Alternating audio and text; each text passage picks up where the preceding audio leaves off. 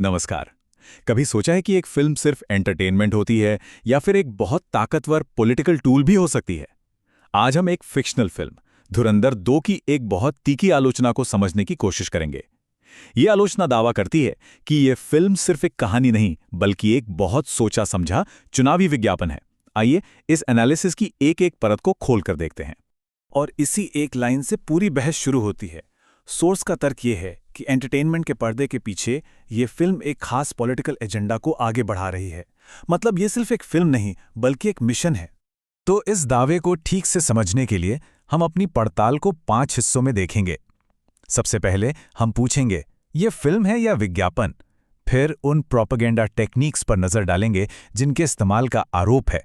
इसके बाद हम फिल्म के दावों की सच्चाई को परखेंगे, ये जानेंगे कि कहानी से क्या-क्या छिपाया गया और आखिर में इसके साइकोलॉजिकल असर पर बात करेंगे। तो सबसे पहला और बड़ा सवाल, इस फिल्म का असली मकसद क्या है? सोर्स का कहना है कि इसका जवाब फिल्म के डिस्क्लेमर में ही कहीं छिपा हुआ है।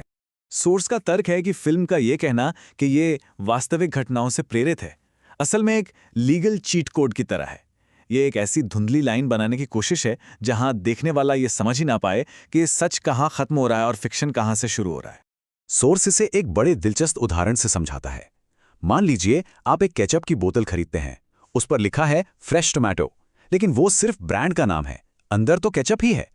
तर्क ये है कि फिल्म का डिस्क्लेमर भी ठीक इसी तरह काम करता है, एक ऐसा लेबल जिसके पीछे असल में एक विज्ञापन छिपा है। तो आखिर ये विज्ञापन काम कैसे करता है? चलिए अब उन प्रोपेगेंडा टेक्निक्स पर चलते हैं जिनके बारे में सोर्स दावा करता है कि फिल्म में उनका इस्तेमाल हुआ है। सोर्स इसे इमोशनल प्राइमिंग कहता है। अब ये क्या है?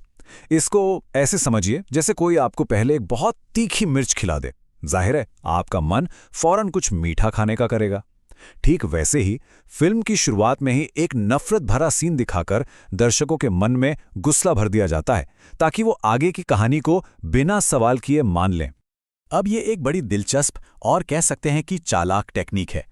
सोर्स के मुताबिक जब फिल्म का विलन ही हीरो की तारीफ करने लगे तो दर्शकों के मन में हीरो की इमेज और भी ज्यादा पावरफुल हो जाती है। क्यों? क्योंकि ये तारीफ कोई दोस्त नहीं बल्कि एक दुश्मन कर रहा है। और इसका एक सीधा साधा उदाहरण हमें फिल्म में ही देखने को मिल जाता है, जब दाऊद इब्राहिम पर बेस्ड कैरेक्टर खुद कहता है, जब से ये चाय वाला आया है हमारे लोगों में डर बढ़ गया है। तो ये तारीफ कहीं ज्यादा असरदार लगती है। चलिए अब आते हैं इस एनालिसिस के सबसे अहम हिस्से पर, यानी फैक्ट चेक पर। यहां सोर्स फिल्म में दिखाई गई बड़ी बड़ी घटनाओं के चित्रण को सीधे तौर पर चैलेंज करता है।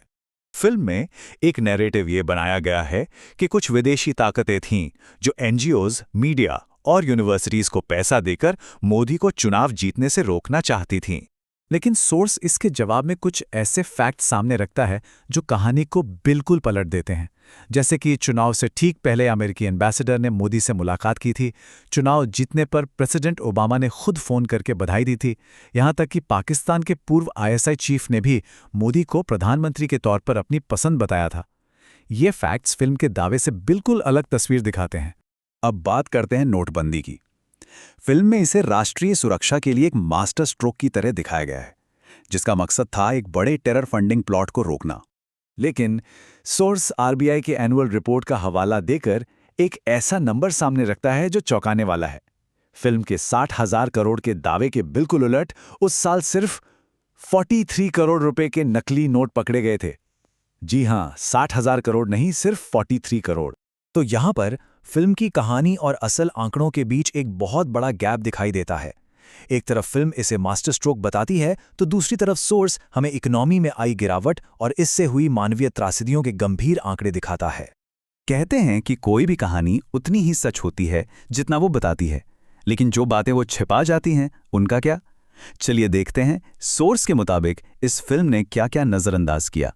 सोर्स का तर्क है कि इन घटनाओं को फिल्म से इसलिए बाहर रखा गया क्योंकि ये एक पावरफुल और कभी गलती न करने वाले नेता की कहानी में फिट नहीं बैठती थीं।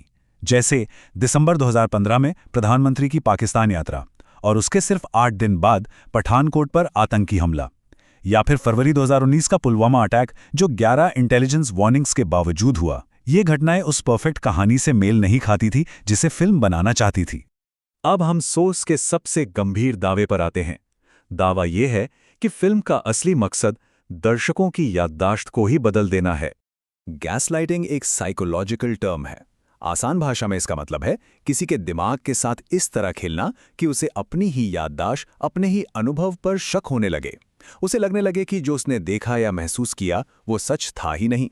सोर्स के अनुसार फिल्म दर्शकों से यही कह रही है कि वो जो आपने नोटबंदी के दौरान लंबी लाइनों में खड़े होकर सहा, वो आपकी गलत फहमी थी। असल में तो वो एक मास्टर प्लान था। ये लोगों के अपने जिए हुए सच और अनुभव को ही झुटलाने की एक कोशिश है। और सोर्स हमें इसी एक बड़े सवाल के साथ छोड़ जाता है। क्या एक डेमोक्रेसी में किसी एक नेता को प्रमोट करने और दूसरों को नीचा दिखाने के लिए सच और फिक्शन को मिलाना सही है? ये सवाल सिर्फ एक फिल्म के बारे में नहीं है। ये मीडिया, पॉलिटिक्स और हमारी अपनी याददाश्त के बीच के रिश्ते पर हमें सोचने के लिए मजबूर करता है।